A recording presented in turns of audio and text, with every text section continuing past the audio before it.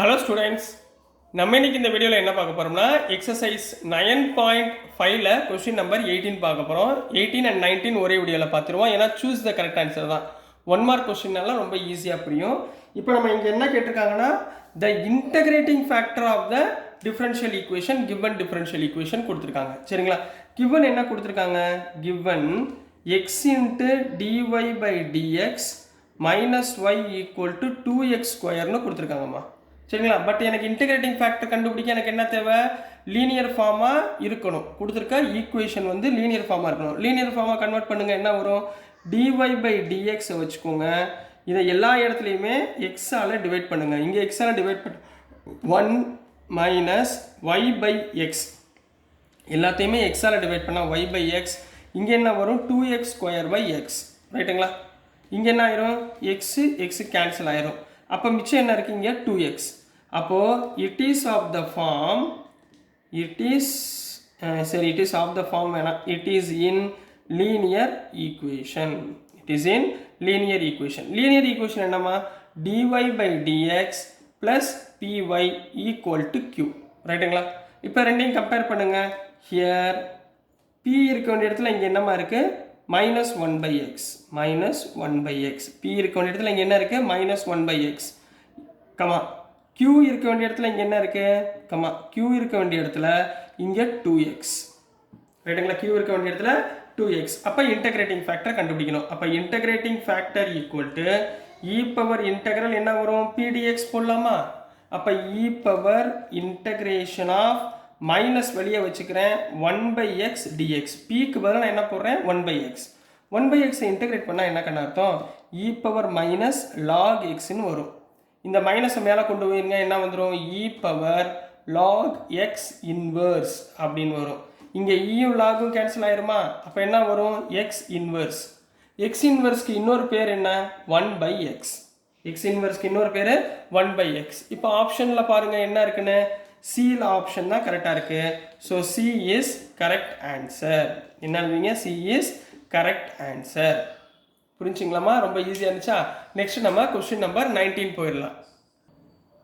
So நெக்ஸ்ட்டுமா question number 19 பார்க்க போகிறோம். So question number 19ல என்ன கேட்டிருக்காங்க? Integrating factor of the given differential ஈக்குவேஷனை ஃபைண்ட் பண்ண சொல்லியிருக்காங்க. பட் போன சம்முக்கு இந்த சம்முக்கு என்ன வித்தியாசம்? அங்கே டிஒய் பை டிஎக்ஸ் இருந்துச்சு, இங்கே என்னமா இருக்குது? dx by dy இருக்குது. ரைட்டுங்களா? அப்போ இன்டகிரேட்டிங் ஃபேக்டர் சேஞ்ச் ஆயிருக்கு. அப்போ sorry, differential equation format linear equation change ஆயிருக்கு. ஸோ கிவன்னு போட்டுக்கோங்க. கொடுத்துருக்கதை எழுதுங்கம்மா.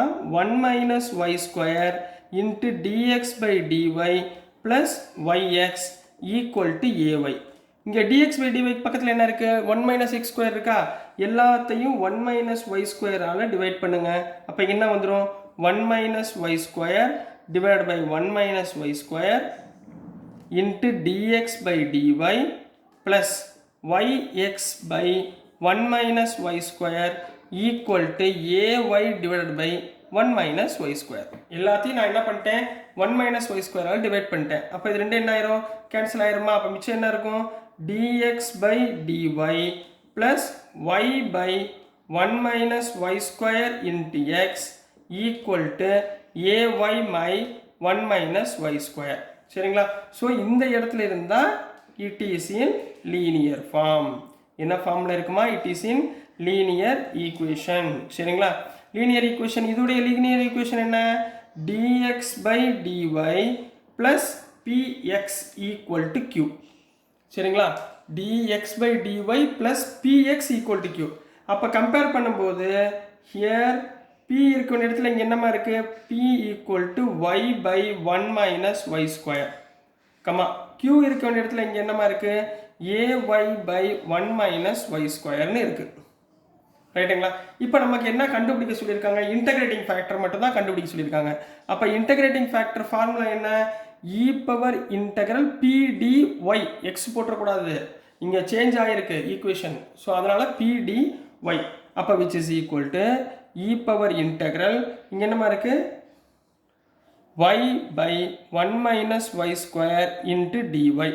சரிங்களா? இந்த மாதிரி 1 மைனஸ் ஒய் ஸ்கொயர்னு வந்தால் என்ன பண்ணுவீங்க? Put 1 minus Y square equal to t. அப்போ ரெண்டு பக்கம் டிஃப்ரென்ஷியேட் பண்ணுங்கள். 1 டிஃப்ரென்ஷியேட் பண்ணால் 0 மைனஸ் ஒய் ஸ்கொயர் டிஃபரன்ஷியேட் பண்ணால் minus 2y dy equal to dt. கரெக்டுங்களா கண்ணா? ஸோ இது வரைக்கும் ஓகேங்களா கண்ணா? அப்போ இங்கே y dy தான் இருக்குது. அப்போ இந்த இடத்துல y dy equal to dt by minus 2ன்னு போட்டுக்கலாங்களா? ரைட்டுங்களா? ஸோ இந்த வேல்யூவை இங்கே சப்ஸ்டியூட் பண்ணுங்கள். அப்போ integrating factor equal to E power integral இங்கே பாருங்கள் y dyக்கு பதிலாக dt பை மைனஸ் 2 இருக்கா, அந்த 1 பை மைனஸ் 2 வெளியே வச்சுக்கிறேன். dt divided by 1 minus y ஸ்கொயருக்கு பதிலாக t. அப்போ இங்கே என்ன வந்துடும்? E power minus 1 by 2 1 by டியை இன்டகிரேட் பண்ணால் லாக் டி. ரைட்டுங்களா? லாக் டிக்கு பதிலாக என்ன பண்ணலாம்? 1 மைனஸ் ஒய் ஸ்கொயர் போடலாமா?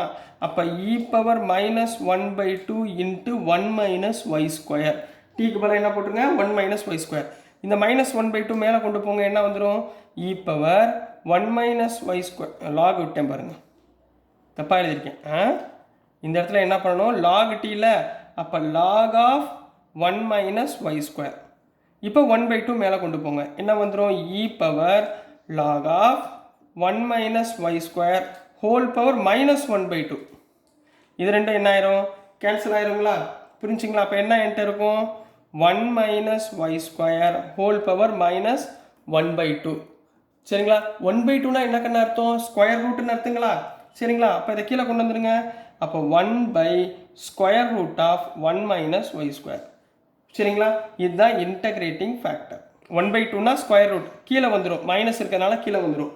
அப்போ எதுமா கரெக்ட் ஆன்சர்? ஸோ டி அப்படின்றது தான் கரெக்டாக இருக்குது. So t is correct answer அப்படின்னு கம்ப்ளீட் பண்ண போகிறீங்க. So this is the answer for question number 19 கண்ணா. ஸோ டியர் ஸ்டூடெண்ட்ஸ், நான் அனுப்புகிற வீடியோஸ் உங்களுக்கு புரிஞ்சிருக்கும்னு நம்புகிறேன்.